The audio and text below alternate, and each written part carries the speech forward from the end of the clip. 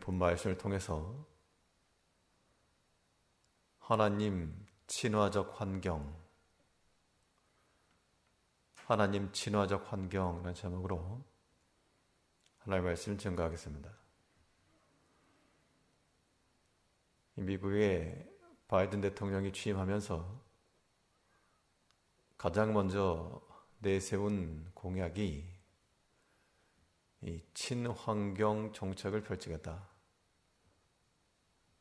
라고 하면서 이 화석 연료를 대신해서 이산화탄소의 배출량을 줄이고 청정 에너지를 사용하는 것을 목적으로 두겠다라고 공약을 했습니다.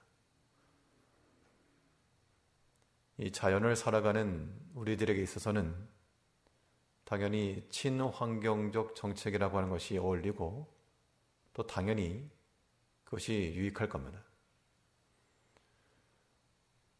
우리 믿음의 성도들이 살아가는 삶의 환경도 이 오염되지 않은 참된 믿음의 삶을 가능하려면 이 믿음이 바로 설 수 있는 그런 환경이 필요한데 그것이 바로 우리의 하나님 친화적 환경이 되는 겁니다. 그러면 이 하나님 친화적 환경이라고 하는 것이 어떻게 조성될 수 있겠는가? 오늘 본 말씀을 통해서 살펴보시면 무엇보다 우리는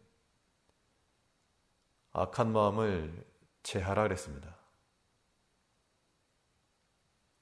이 악함이라고 하는 것은 우리 마음을 병들게 하고 우리 영혼을 상하게 하는 것이므로 그 오염의 원인이 되는 것을 버리지 않으면 우리가 이 믿음 생활을 제대로 할 수 없는 겁니다. 우리가 악을 버려야 될 이유가 무엇인가? 그냥 나쁘기 때문에 버려라가 아니고 우리가 이 악한 마음과 악한 생각을 버려야 될 이유는 하나님께서 그 악을 미워하시고 또 싫어하시기 때문에 그렇습니다. 우리는 악한 행동 자체만을 보지만 그러나 하나님께서는 겉으로 드러나지 아니한 우리 마음속에 자리 잡고 있는 그 모든 악한 사상과 악한 꾀까지도 뚫어보심으로 그 악한 것을 그대로 가지고 있으면 하나님으로부터 벌어진다는 겁니다. 오늘 본문 29절을 보시면 여호와는 악인을 멀리하시고 이 멀리한다는 것은 싫어한다는 뜻도 있고 또 위험하다는 뜻도 포함되는 겁니다.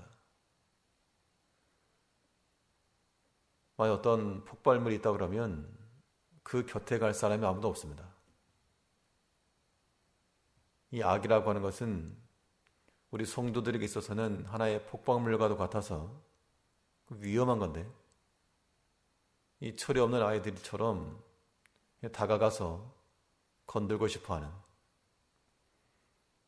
심히 어리석은 행동을 한다는 겁니다. 그러나 믿음에 깨어있고 하나님께로 향한 마음이 있는 자들은 그 위험한 것 가까이 갈 리가 없습니다. 터지게 되면 자기를 해하기 때문에 그 누구보다 그 결과를 잘 알기 때문에 가까이 하지 않는 겁니다. 우리가 악을 멀리하고 떠나야 될 이유도 바로 여기 있습니다. 악이라고 하는 것은 하나님이 미워하시고 싫어하시는 것뿐만 아니라 우리들에게 위험한 겁니다.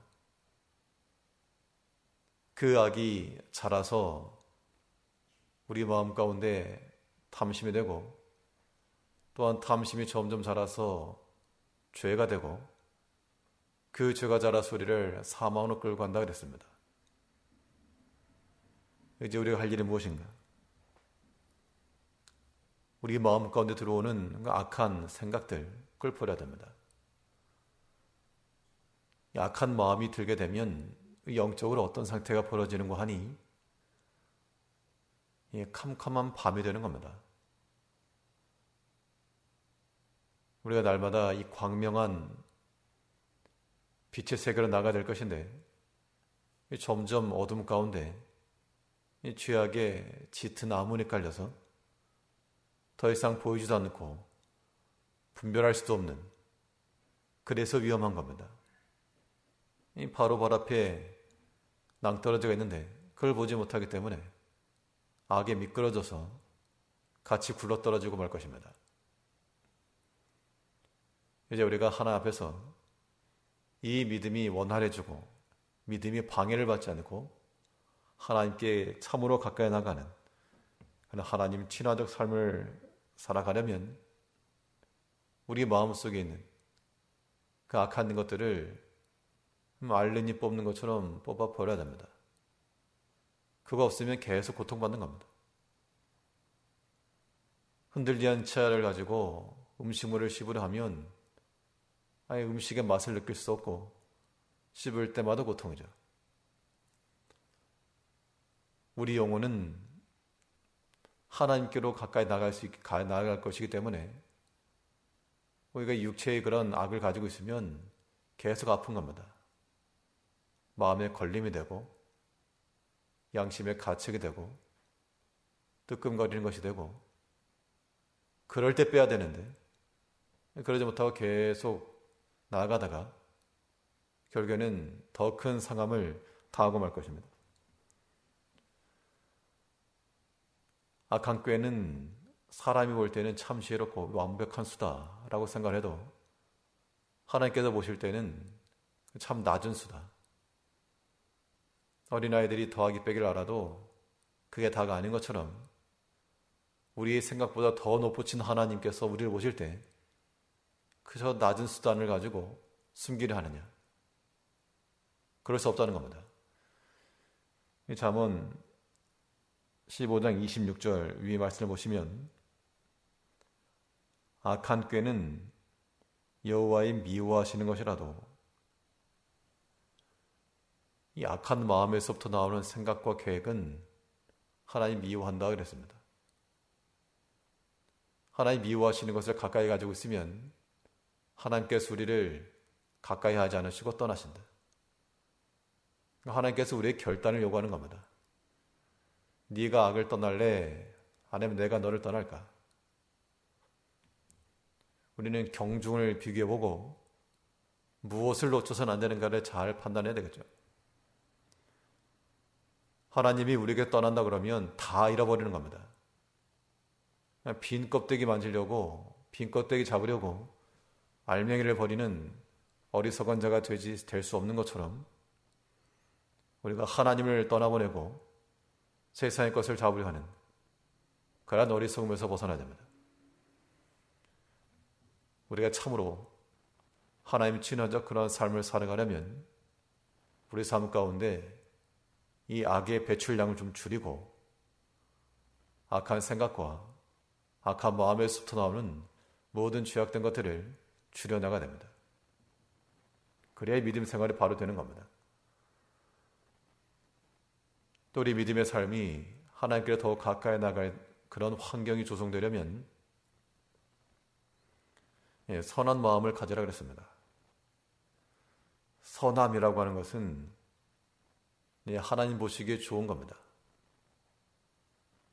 선한 이는 하나님 한 분밖에 없기 때문에 우리가 선하다라고 하는 것은 하나님의 성품을 닮아가는 것이다 라고도 볼 수 있겠는데, 이러한 선한 마음을 갖는 자들은 하나님께서 사랑하시고 가까이 해주시는데 그것이 우리에게 주는 유익함이 무엇인가?